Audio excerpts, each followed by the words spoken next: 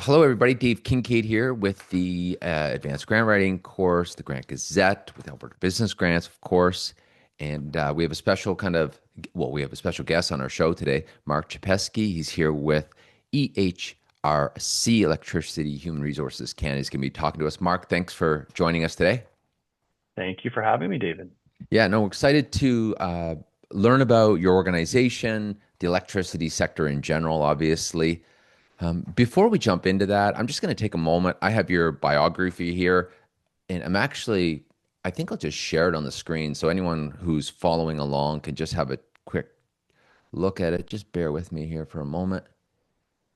So I'll just read this in case you're, driving or something. But Mark Chapesky is the Vice President of Program Development at Electricity Human Resources Canada, as Vice President of Program Development at EHRC.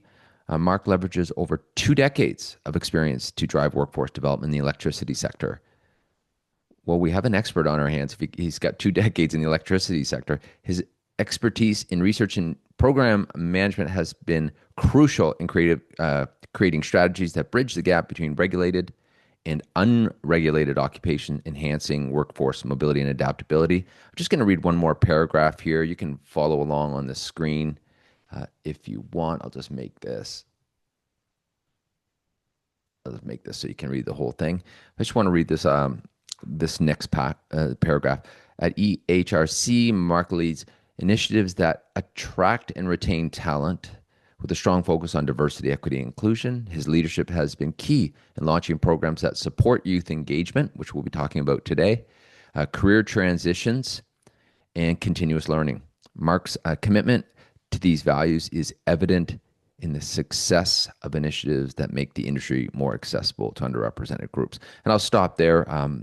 But he's got another lot of interesting stuff with his volunteer background and being on boards and working with labor market intelligence. So and he's got a government background in education. So Mark, I'll stop sharing. It's really great to have you here. Why don't we start with two things, I guess. Number one, there's so many changes in the electrical sector from cars. It's kind of confusing for people that don't follow it all the time. So when we talk about the electricity sector in Canada, what are we talking about? That's a great question, David. And 10 years ago, I probably would have answered it differently than I'm going to answer it today. So I'm going to give you the 10-year ago definition, and then I'm going to talk about the changes because I think that actually sort of expands what we define as the broader electricity industry. Historically, the electricity industry has been defined as the generation, transmission, and distribution of electricity. And what that means is you've got the big generation facilities, whether it's gas power plants, hydro facilities, nuclear facilities, et cetera. They generate, thousands of megawatts of electricity on any given time. They transmit that down the line, so that's your transmission system. The big lines you see when you're driving down the highway or across the fields, that Yeah, sort of some thing. huge ones, right? Like Yeah, these are some the very ones. yeah, Yeah, and like whenever there's an ice storm and you see them and they look like they're melted, like yeah. that's the transmission system. We don't love that when that happens. And then the distribution system. So in a province like Ontario, distribution is handled often municipally, like small local companies typically. Your Hydro Ottawas, Toronto Hydros, et cetera. Out in Alberta, it's very diverse as to who the distribution companies are, but they're the ones that people are most familiar with. They're the ones who you get the bill at the end of the month and you have to pay it. So that's your distribution companies. That historically has been the definition of the electricity industry. So generation, transmission, distribution.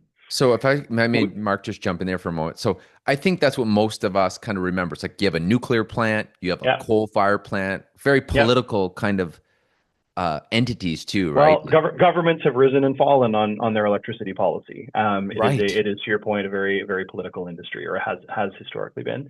To your point about change, though, so I would say this has been a very steady as she goes sector until 5-10 years ago, where suddenly you started to see a lot of change, not unlike the rest of the Canadian economy. You're seeing the advent of artificial intelligence, you're seeing robotics, you're seeing this sector has been particularly disrupted by distributed energy generation. So, people putting solar panels on their roofs, Mm-hmm. or that's the biggest one, actually.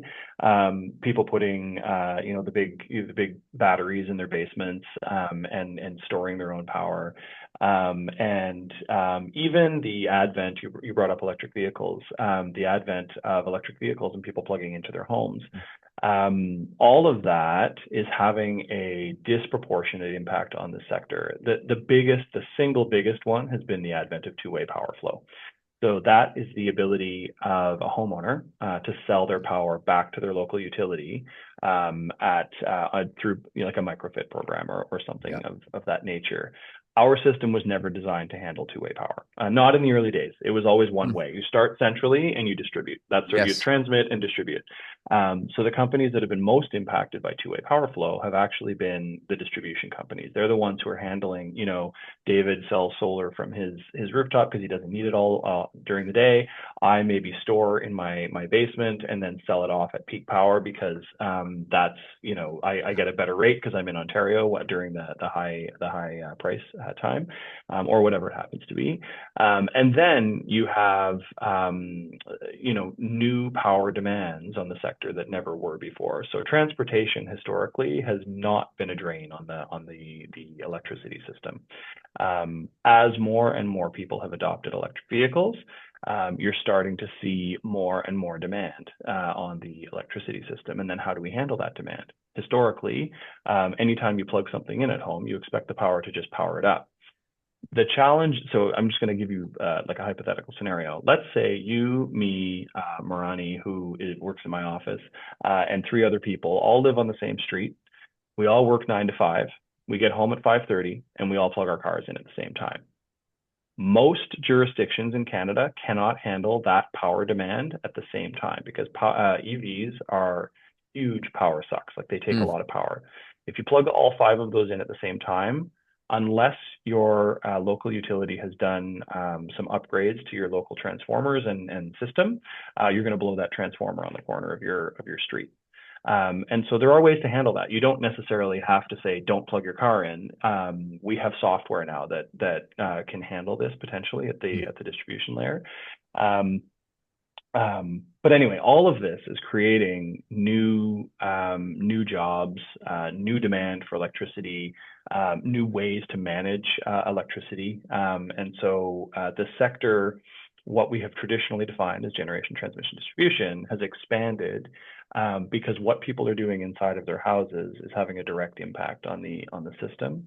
And that's before you even get into like the advent of data centers and everybody's like, oh Mm. yeah, I love watching Right. Netflix. Yes. I love my TikTok videos and that sort of thing. Well, all of those data centers take power, all A of them, lot of and there are power big too. plans, a lot of power, and all of those, the amount of power is actually having an impact on long-term grid planning. If you talk to big power generators in Canada, they will tell you that they have a stack of applications for new data centers that want to either co-locate or locate very close to where Mm. their generation facility is. Because they're looking for clean, like this is one of the other things. In Canada, we have clean electricity. We are now over, I think, 82% or 83% non-emitting, so non-carbon emitting. Mm. We still obviously have natural gas power plants. There are still a couple of coal power plants left, Mhm. but most of them now have been retired across Canada. So most of our electricity now is hydro or nuclear generated, with a growing mix of renewable energy, energy storage, and that sort of thing. And of course, we have gas power plant to support on peak demand, and then in some provinces, that's the primary form. Do we import power at all, or does Canada, like as a sovereign country, do we generate all our own power? Do we require power from like the US? That is a great question. Electricity is an interesting commodity in the sense that we generate more than we require as a country. Like if you look at it from a national perspective, we do trade a lot of electricity back and forth with the United States. And the reason for that is there are times when the United States, we need their power because we're not generating enough at a very specific time of day, and Mm. vice versa, where they need more, and we're able to produce it. And the reason fundamentally why we trade back and forth is grid reliability. At the end of the day, you want your power to be on 24/7, 365. I want my power to be on 24/7, 365. And everybody wants their power on 24/7, 365. The more interties we have between provinces Yeah. and between our American counterparts to the south, the more reliable the grid is. And so that fundamentally is the reason why we trade. But we do, if you look at the numbers, on the whole, we sell more than we buy from the Americans. Yeah, it's interesting. I was living in Ottawa in the summer of 2003. And I don't know if you remember that, but that's when the whole Eastern Seaboard went blackout. And it was so interesting because I was in Ottawa. The power was out right down to New York City. I think it was a big blackout. No, it was further. It was the whole eastern seaboard, I think, Yeah. or at least the northwest or northeast, sorry, was out, as well as Ontario. Quebec wasn't affected though. Quebec wasn't. So it was so interesting being Yeah. in Ottawa because we were like, there's no power here. We biked over to Quebec and we're like, the power's on. So it's, It's funny you bring up that one because I remember exactly where I was. I was driving back from Algonquin Park with a friend of mine, and it was getting later and later, and I was like, something's weird going on. really Why dark. are yeah, it was like it was dark everywhere. And then I turned on the radio and somebody was talking about looting in South Keys, and I'm like, what Yeah. happened while I was away for a week? It was ironically, not to get off topic, but it was actually one of the coolest nights I had the whole summer because Ottawa went completely black and you could see the stars inside the city Sky. and people were out on the sidewalks drinking, having a nice drink. It's a warm night. It was it was a good time. I mean, I mean we obviously want electricity, but it was a memorable experience for sure. So let's, I guess, obviously we could spend a lot of time talking about issues around the contemporary political world around sovereignty and reliability. So where does you tell us about your organization, you know, EHRC, what they do, why you exist, and yeah, That's a great question. So we've already covered part of what I would normally say here, which is what the system is. But the why do we exist as an organization is fundamentally two things. We do the labor market planning for Canada's electricity system fundamentally. So, why do we need an organization that does something like this? The reason is in order to create a new electricity worker, it's not a just-in-time industry. Hmm. The folks that work in this sector are all college, university educated, or within the skilled trades. Any one of those roles, you're looking at 4 to 5 years to full competence. So somebody who's like totally green, Yeah, starting in the industry for the first time, it is going to take 4 to 5 years to get them there. Nuclear, it could be 8 to 10 years of time. yeah, Um, bunch of that people kind of retiring. Right. Like that kind of planning really takes some thought, and you need an organization that is collecting the data, first of all, to understand what are the impacts on the industry. I can tell you right now, our retirement rate is through the roof. We're literally in the middle of the baby the Yep, baby bust, actually, yep. where they're all retiring en masse. Our youth numbers are very low, much lower than they should be. So like we've done the math on it. For every 3 people retiring in the next few years, we have one person under the age of 25. So we've got to flip that narrative. Like Well, I just want to that's got to stop change. there. I just want to stop there because these numbers get thrown around and they're not kind of real. But like, what does that mean? Well, like, in Calgary, if ask Calgarians when their water broke, the main water line went down, or critical infrastructure when it's bitter cold and people there's so much stress on the grid and they have to like take turns, managing their water Yeah. use, heat use and stuff. We've kind of, it's kind of a weird industry where like problems are coming, right? Like if we have to get ready for this, we're seeing parts of it in our lives, but it's something that requires planning.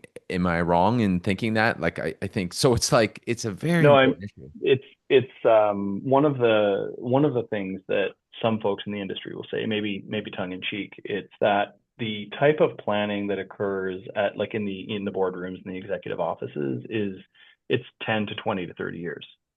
That doesn't always relate well to a 4 or 5 year political mandate. Yes.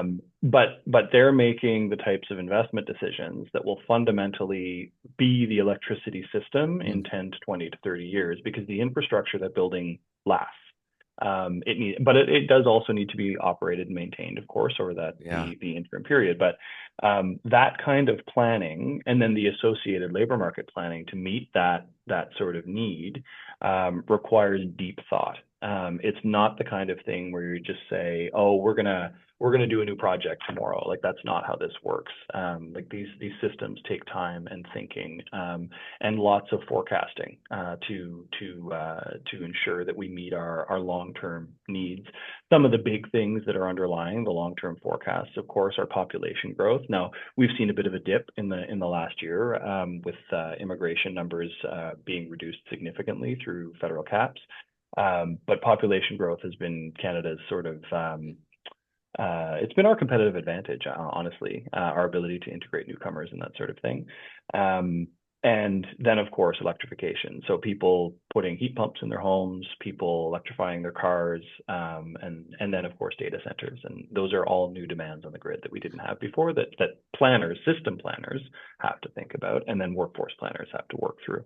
Yeah, and Mark and I were talking before we put the recorder on around at a very practical level. We talk about youth and jobs, and where should you get a job? Where should you study?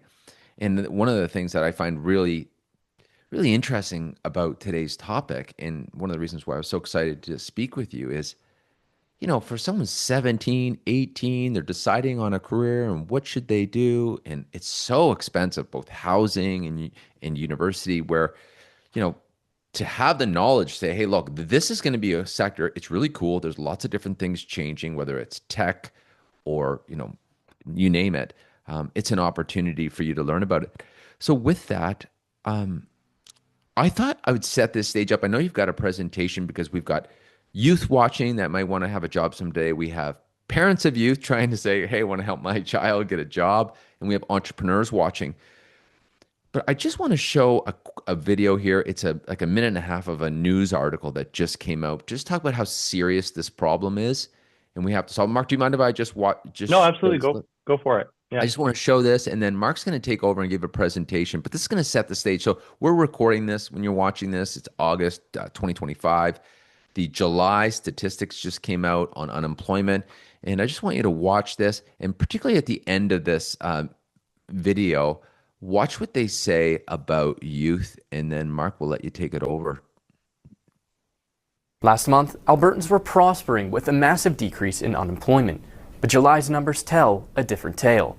Instead of maintaining this growth, Alberta's done a complete 180 and now has the highest unemployment increase in the country.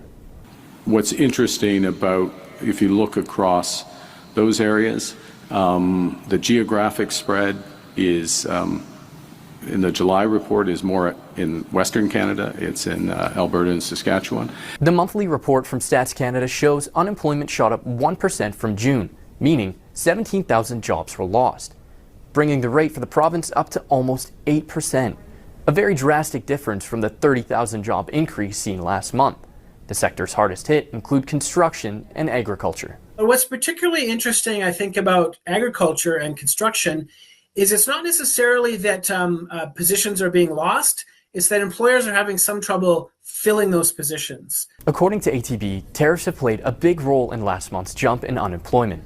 They say employers are finding it hard to attract experienced laborers. And in agriculture and construction, they rely heavily on temporary workers. But those numbers are dwindling with the federal government trying to reduce the number of non-permanent residents in Canada. It's particularly tough for that young group. Adding to the problem, youth that lack job skills are struggling to find work of their own. The unemployment rate for that 15 to 24-year-old group, it's even higher than normal. In fact, in Alberta, it got up over 20% in July. That's the highest it's been since at least 1976, not including the pandemic years. Roach says if the tariff situation improves even a little bit, Alberta should see a bounce back in employment moving forward. Just want to share that to set the stage, Mark, before you take over, where it's kind of a quiet crisis, like young people, jobs. I don't know that it's that quiet for the young people who are affected by it. Right. Certainly a lot of kitchen table talk, I'm sure, Oh, with parents and friends and either colleagues or former colleagues. Youth unemployment and underemployment in Canada has been an issue for a long time. mm, Our numbers are almost always double at that particular category than they are the broader sort of the headline unemployment number, which I think was 7.7 was the number that was shared yeah, there and it for seems to Alberta. be double. Yeah. And by the way, that's not far off the national number. I think the national number is at 6.9 or something like that in the last labor force survey. And again, youth unemployment is double that. And so it's a problem that as a country that we just don't have as good a handle on as we should. It's certainly gotten worse over the summer. You're hearing a lot of folks talk about it.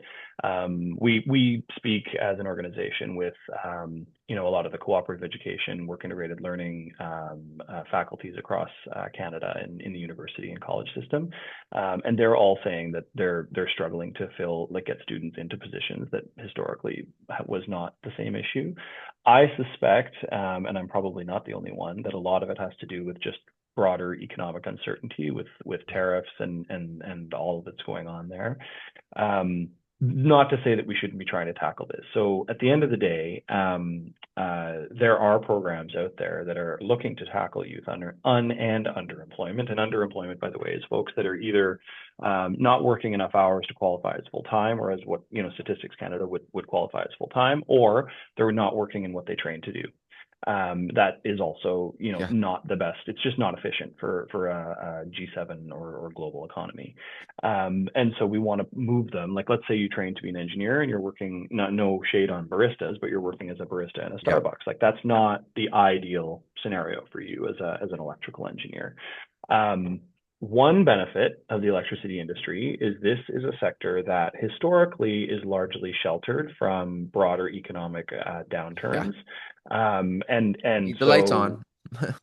at the end of the day, it's an essential service. And so it has mostly, well, again, until about 10 years ago, it was fairly steady state. Your numbers were roughly 100,000 people, give or take, on any given statistics year. But in the last few years in particular, we've seen exponential growth, like twice that of the rest of the Canadian economy. And the numbers are just going like this. And so if youth are looking, and this is my shout out to youth, if youth are looking for stable employment, they're looking for long-term employment, they're looking for good pay. This is a sector Yep. that tends to pay fairly well compared to the broader Canadian economy. And they have the ability to commit to 4 or 5 years of training to enter, some of which, by the way, in the skilled trades is paid Yep. in particular while you're doing your apprenticeship. Then this is a sector that they should consider. If they're interested in doing something about climate change, this sector is on the front line. The more that we electrify and the more that we rely on non or low emitting technologies to generate electricity and that sort of thing, and move people out of cars into green vehicles, this is a sector that's going to be leaned on more and more as we grow the Canadian economy. The electricity system will grow with it and beyond, to be honest. So on that note, you had asked me to share something else that EHRC is doing, and because we do have a number of programs that focus specifically on youth, but I think, David, you wanted me to talk specifically today about the Destination Trade Program. Do you want me to jump in there, or do you want to Yeah, hold I for a second? thought, we'd have a conversation today. Just maybe we'll talk about one program and just kind of go through it. If you're someone watching this today, whether you're the entrepreneur, the youth, or the parent of the youth, and you're kind of unfamiliar with this territory, we're just going to give you an example today of one program, how it would work, and then they've got other programs as well that you can check out. But I thought it'd be a good starting point. Great. So bear with me. We tested this right before we jumped on, and now my options have all changed. So David, you tell me if I'm sharing the right screen.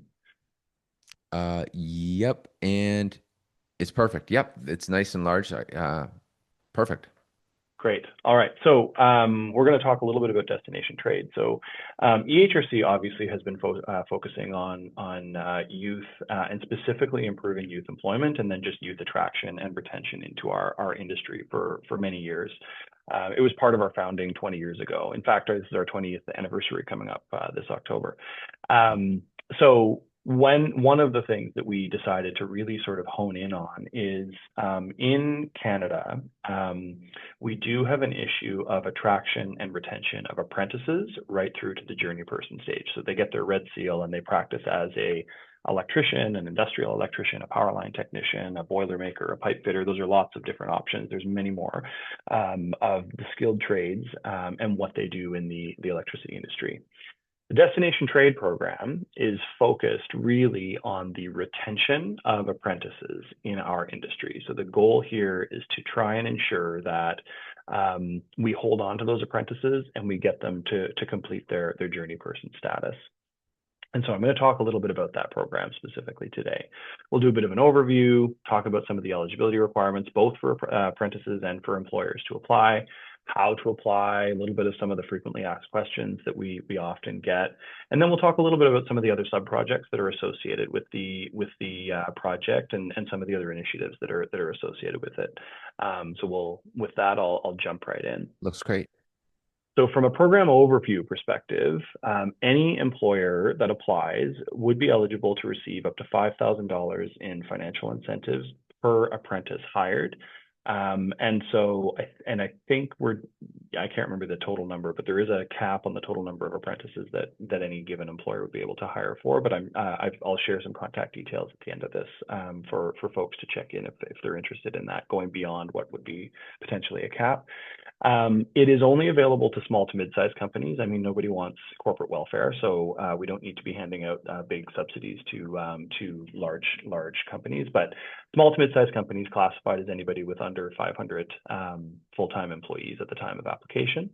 The focus for the wage subsidy element is third to fourth year apprentices. So there has been an issue historically of hanging on to those folks, the third and fourth year, and getting them to complete, because they're so close. At that point, you're so close to getting to journey person. We really want to hang on to you into their red seal. So again, it doesn't matter. Are we talking power line technician? Are we talking industrial electrician, boiler maker, pipe fitter, whatever it happens to be.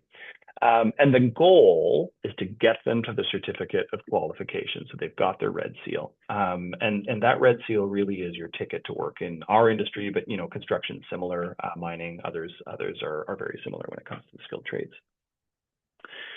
When we talk about eligibility, on the employer side, they have to be Canadian owned. Unfortunately, for this particular program, we can't support businesses in Quebec, and that's just because the Quebec government has negotiated a specific agreement with the federal government on this particular program.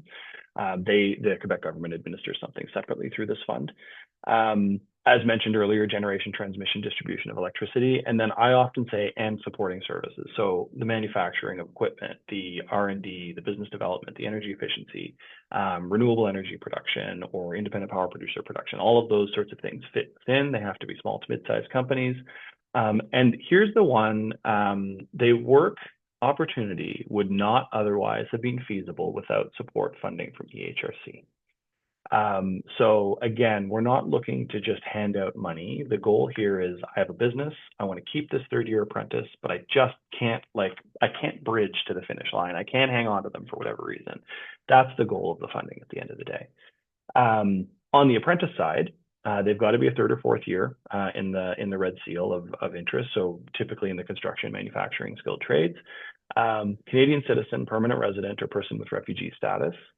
And legally able to work in Canada in the province or territory of jurisdiction, so wherever they happen to be employed. So those are sort of the key defining elements for eligibility. Mark, just before if we just go back to that slide for a minute, I just wanted to just speak to entrepreneurs for a moment here. Yeah. If an employer is servicing the electricity industry, right, like they're contractors and they're doing work, would they be eligible as well? Absolutely. Electrical contractors make up a big portion of the business. Renewable energy companies too. A lot of them are small to mid-size. Okay, thanks. Yeah, absolutely. How to apply? So years and years ago, the EHRC used to do applications through. I'm sure many of your listeners are familiar with this. You go to a website, you download a PDF, you fill it in, and you scan it, you send it off to an email. Those days are done and gone. Happy to support anyone who, for whatever reason, doesn't have access to internet or whatever it happens to be. We try to be flexible in these scenarios, but we've actually built a system called Funding for Futures that handles a lot of this for us. I'm not going to say everything is automated. It's not. We have folks behind the scenes that are reviewing the applications and making sure about eligibility requirements are met and that sort of thing. But it facilitates the process. We've tried to make it as easy for employers and apprentices as possible to apply to the different funding programs. So again, destination trade just being one of them. But the goal is to try and make this easy. And so it's all accessible online via, whether it's a mobile, you can apply from your phone to the job site if you really want to. But that's the sort of the goal is you go to this ehrc.fundingforfutures.ca, and that's where the whole thing sort of kicks off from an application perspective. What are some of the questions? What defines which year the apprentice is in? The quick answer to that is the hours worked. So anybody who's familiar with the apprenticeship system knows that, it's your in-class hours and your work hours that ultimately sort of get you to the next stage, and of course, completing the exam, et cetera.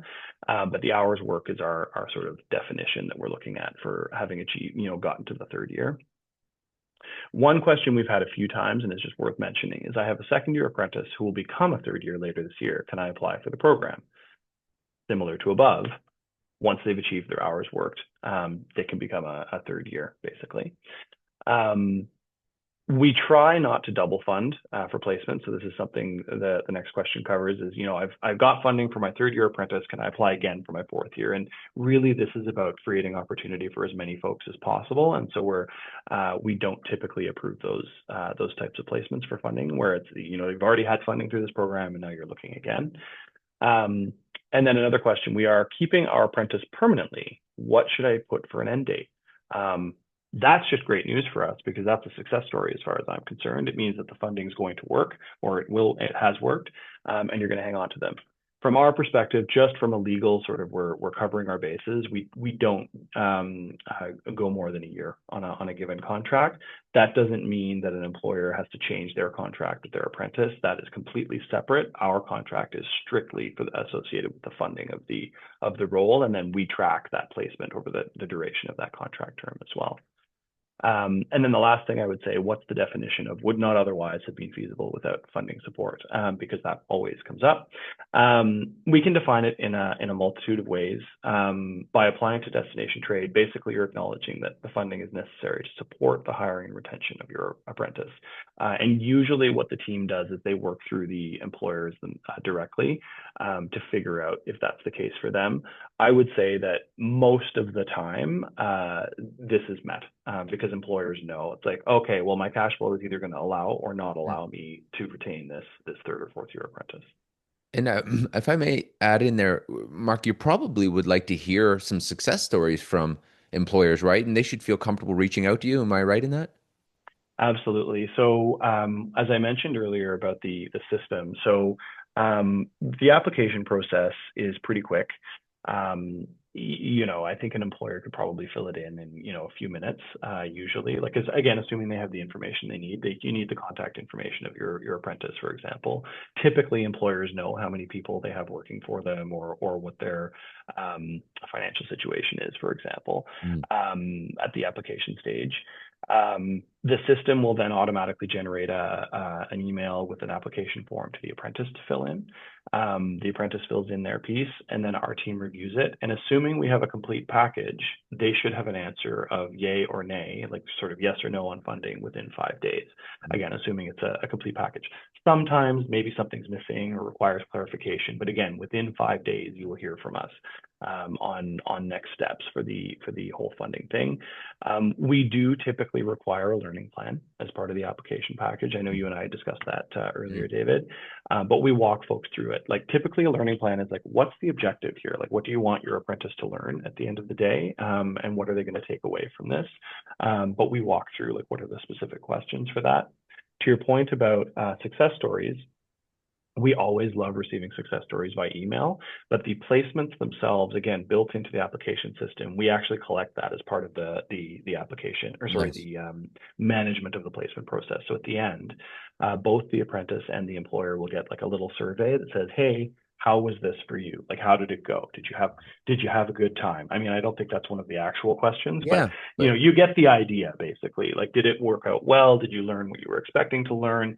Was the funding useful and helpful, et cetera? Because then we can promote some of this afterwards, again with consent, of course. and I want to jump in there because I think for you entrepreneurs watching this, um, I mean, what Mark's really talking about here is it's an overused word, I know, but partnership, right? Like sometimes when you deal with a bureaucracy in Ottawa or something, they're busy, it's form, it's very, you may never speak to that person. But one of the kind of cool things about organizations like EHRC is they have people, they're there to help you. So I would just encourage you to take that approach as partners, as you're communicating, you're being upfront with them, you're explaining them your challenges, and they'll work with you. And I think you'll end up doing very well over the long term in sort of this type of relationship. I just wanted to let that know because I think for a lot of entrepreneurs that are new into this space, that thinking of it more of as a partnership might be helpful to them. No, that's great, David, and it actually underscores why we deployed a system to do a lot of this for us. It takes a lot of people to run a grant program or Oh a yeah. contribution agreement like a program like this, unless you have a system to help you. And so, because we built the system, our team now can focus more on the client side. So how do we help you? Like, you have questions. How do we answer those questions for you? And the team is available for that. Like, they have the time for that now because they're not doing data entry in spreadsheets, and they're not trying to decipher what somebody wrote on a PDF application form and then scan. So, like, all of that sort of stuff has gone away now with the advent of a system that allows us to manage it, and so we can focus on the client service side of it. Like, that was the goal when we deployed this. Yeah, and I want to just to the you entrepreneurs again listening, like it's not like sometimes there's a lot of dread. Oh, I gotta have all this paperwork and all this. Like this is a very efficient process. You can learn this. You can contact them. They have people there to help you. So don't be discouraged. Like, there's an opportunity. You're probably likely, thinking about bringing someone on. So you have a tremendous, this is why, I brought Mark on here today. It's like, this is a great opportunity for you. And I would encourage you to definitely take advantage of it. Associated with the program and worth talking about, we have a few sub projects that are coming up. So when we look at apprenticeship and why people don't complete, some of the reasons are associated with apprentices not seeing a future in the role. And so our goal was to develop a pathways tool so that they could see what are the different options. So yes, you can be an industrial electrician, but you can do so much more with that.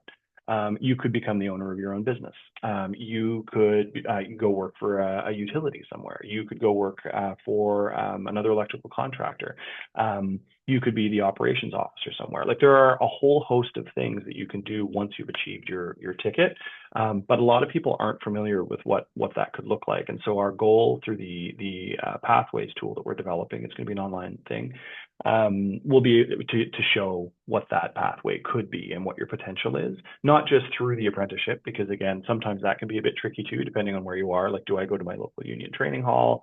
Do I go to, or hiring hall, sorry, do I go to a local employer? Do I have to register somewhere with an apprenticeship authority myself, or like, what does that look like? Anyway, so the goal of this is to help people see how to navigate the apprenticeship system, and then what the options are post journey person, like where they could see themselves going, because we know that, knowing that you have a future and that there is, what that future could look like is helpful for people when they're making career decisions. The other piece of the program is a mentorship coaching program. So we've actually designed a series of learning resources, both for mentors and for mentees, to guide a coaching and mentorship process within companies and to develop a culture of mentorship. Gone are the days when the first year apprentice shows up on site and the old guys who have been the journey persons of record forever can say, go get me a coffee, I'll count it towards your hours. Like, that just doesn't fly anymore, and apprentices aren't interested in that. And that sort of workplace culture, the society has changed and this industry is changing as a result. So, but not everybody has learned to be a coach or a mentor. And so the goal of this program is to teach those skills, but also to teach the requisite skills to the mentees, because not everybody has been a mentee before either, and there are skills associated with that too. So we're building a program, and we're going to be delivering it all through something we're calling the Power Path Learning Academy. And the goal of that is to develop some of these skill sets. We're looking at leadership, we're looking at mentorship, we're looking at coaching, we're looking at professional skills. You know, and some people think of them more as soft skills. I think they're not soft. They're much harder than soft, but that's my own sort of language. But the idea being that we coach some of these skills into folks over time so that they can be successful in their roles long term. It's funny. I think it's actually brilliant, because you know, when you get away from this, you hear people, and every generation's heard it. We were a generation, the generation before us, saying, "Oh, the generation's not like the old generation." There's always this kind of conflict, and with technology now, right? Yeah, you're right on. The conflict of generations has existed forever. I was reading a study recently actually that talked about like Gen X versus millennials, and then millennials versus Gen Z, and then it was boomers before Gen X. And like if you actually read between the lines, the issues are not so dissimilar. Where the older generation is like, oh, they're so uppity, those new guys, like they're always Yeah. challenging the social norms and like da, da, da. But that's the narrative for every generation. Now, technology has fundamentally changed things, of course, but at the end of the day, the conflict of generations is not so dissimilar to the conflicts of generations over history. So anyway, I just thought that was an Yeah, no, interesting sidebar. it's another discussion at another time, but even around productivity, right? This whole issue of Canada's lacking productivity, like that plays into it. So we could go, that's a whole other discussion, but it's very interesting. Oh, I could talk about that for ages. There's a great professor at the University of Calgary who talks about productivity on mega projects, which if offline we can talk about it, David. He's done some really interesting work around why Canada can't build anything, and so it's worth a discussion at another time. Anyway, we've also got a series of webinars to support. So one of the things, like we mentioned, is that sort of the face of Canada has changed. No longer are we predominantly white and male in the broader economy, but the same cannot yet be said fully of the electricity industry. We're still very dominant male. We're still very dominant white, but that is changing over time. And as we change, we need to be prepared for that change. So EHRC has developed a series of webinars that we're going to be hosting to help support things like the inclusive talent journey. So from recruitment to retention, how do I be a more inclusive company? Looking at support for gender diverse and non-binary workers.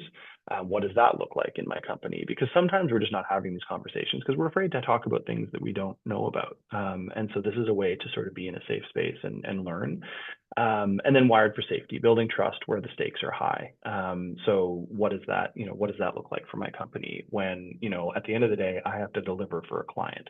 Can I really be thinking about diversity, equity, and inclusion in my company? And the truth is, you can't afford not to be talking about DEI in the modern society that we live in Canada today.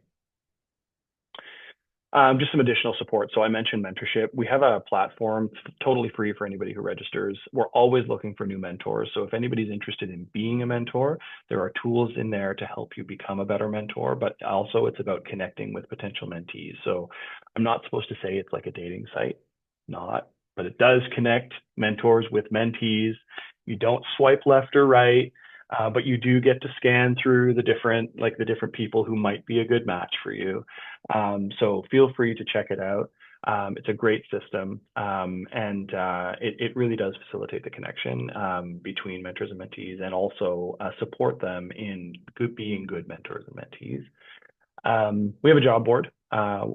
We couldn't very well work in workforce development and labor markets without having our own job board. So it's also available on the funding site, by the way. And if a position is linked to a funded position, you don't have to enter your data twice. It's all connected in one system. So we're sometimes able to just fund positions after they've been posted and you found a candidate for a specific role. So check that out at ehrc.fundingforfutures.ca as well. And of course, if anybody has any questions about any of the programs specifically that I'm talking about today, we have a project manager just dedicated to this particular program. Her name is Marani, and her details are on the screen, Kanangara at ehrc.ca. she would be happy to talk to you. And just if you're interested about EHRC generally, you can visit our website at ehrc.ca, and you can find any of the things that I've talked about just by navigating through the site. Funding is very prominent. And I think for entrepreneurs watching this or businesses, you know, you can speak with them. This is like a lot of them don't even realize, yes, there's a human being you can call and you can have a conversation with. So, like, Yes, take we have advantage of stayed that. away from the generic 1-800 number and press 16 buttons to get to a person. We are not that organization.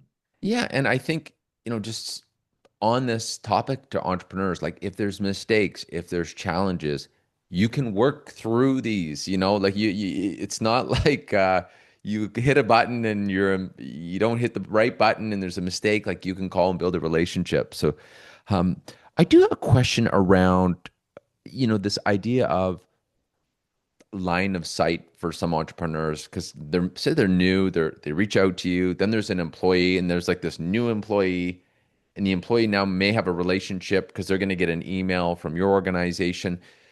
Does the entrepreneur have like a line of sight in what's going on? Can they speak and say, what is this? Like, how does that work from the entrepreneur's perspective, just so they, you know? Are you talking about like the relationship between the employee and EHRC, or like how, Yeah, I'm not yeah. sure I follow.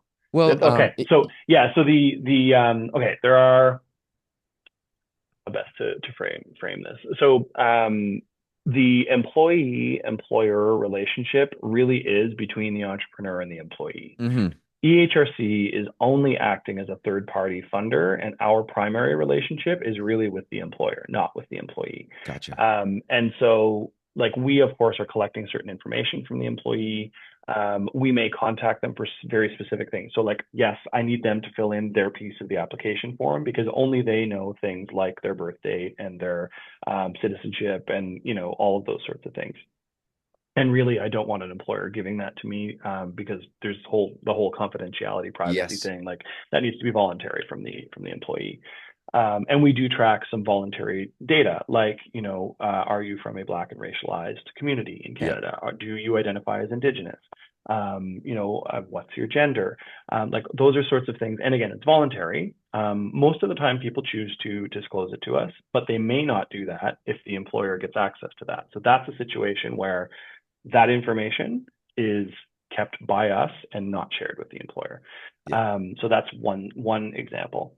The other thing where we do have a direct sort of line of sight with the employee is we do checks, and this is just a quality check thing, where we might call or send an email to the employee directly and be like, hey, can you just respond to this quick like midterm survey about how Yeah. things are going on the job site and are you getting what you expected and da da da.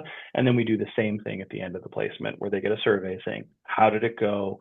Did you get what you were expecting out of it? Are you moving on to the next stage of your apprenticeship journey, et cetera, et cetera.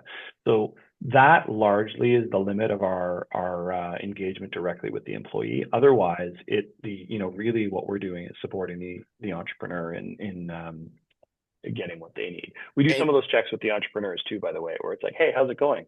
exactly. How's it working out? Do you need additional supports? Are there things that we could be offering that you're not currently getting? And then that same thing at the end. How did it go? Could it have gone better? Is there anything we could do to support, basically?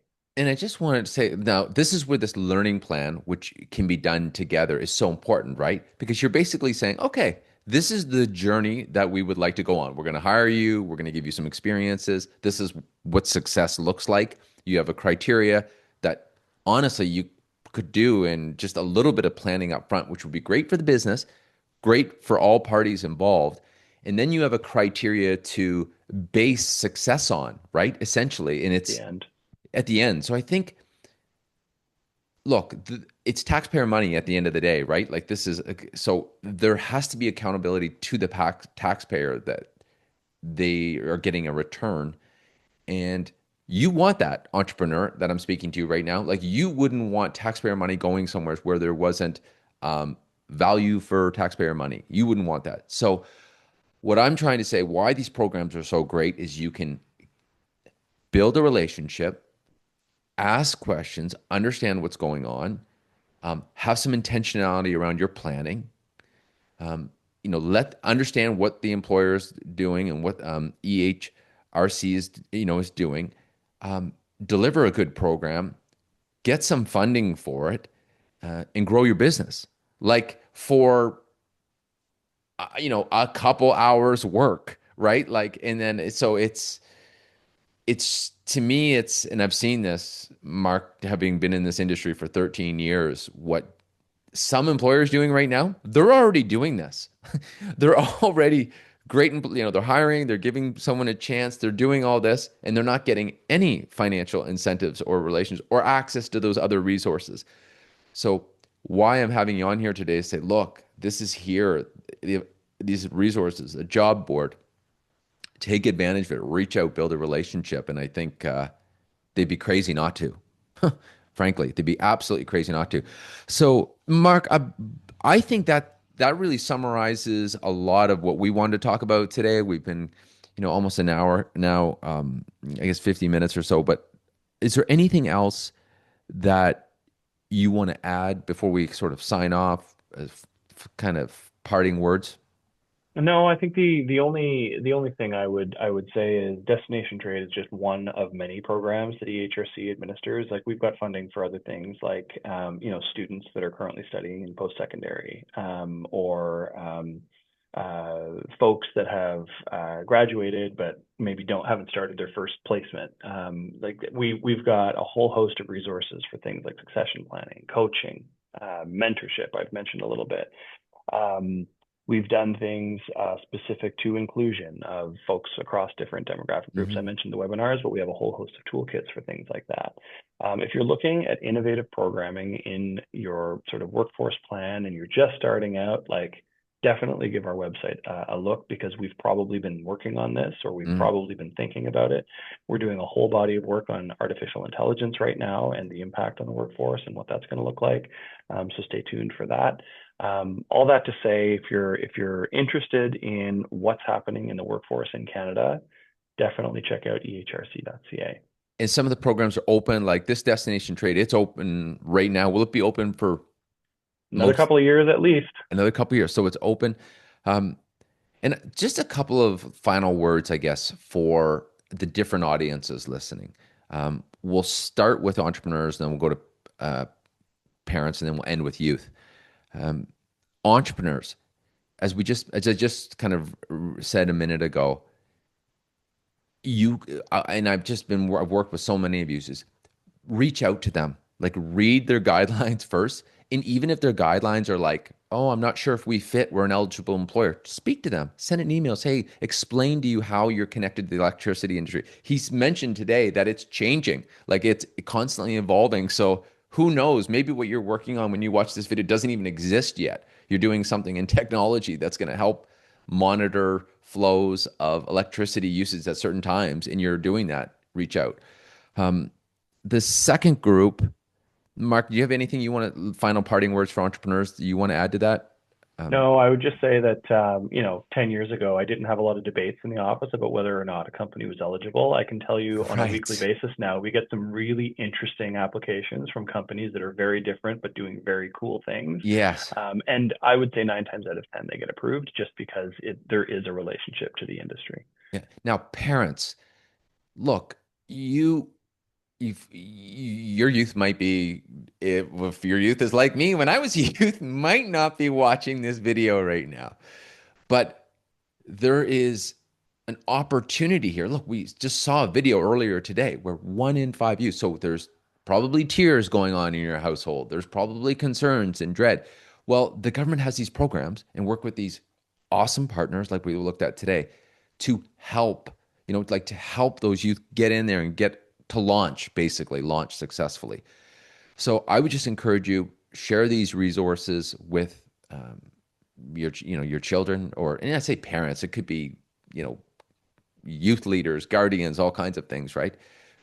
Share these resources with them and really take an employer perspective, right? Like they're taking a bet on your youth as well, right? They're like, okay, and this mitigates that substantially because they get a financial incentive. So please share it with them.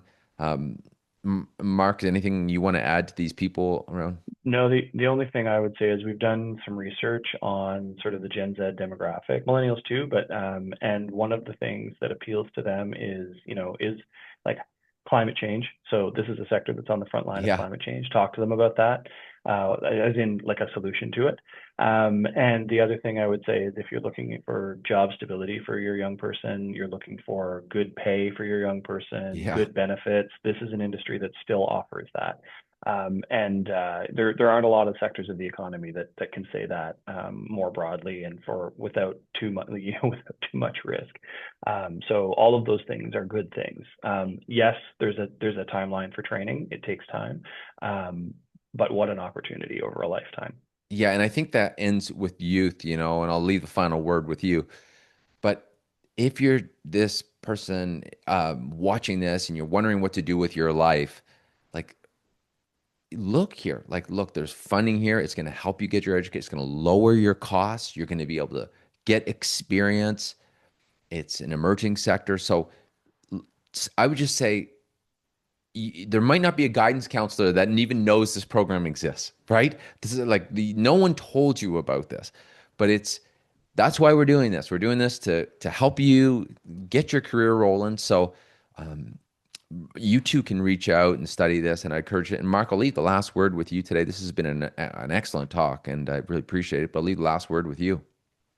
The only thing I would say is I wish that a program like this would have existed, and maybe it did when I was No. making my own career decisions back in high school. But check out the website ehrc.ca. This is a sector that's on the front line of solving for climate change, and it's doing it in some really innovative and interesting ways. And it underlines the rest of the Canadian economy, like it underscores it. If there's an economic downturn, we tend to be sheltered in our Yeah. industry. So keep that in mind as you're thinking about your Yeah, long-term career very planning. difficult to, you're still going to need, even if AI evolves, you're going to still need human beings, like making sure people have their power You on. They got it.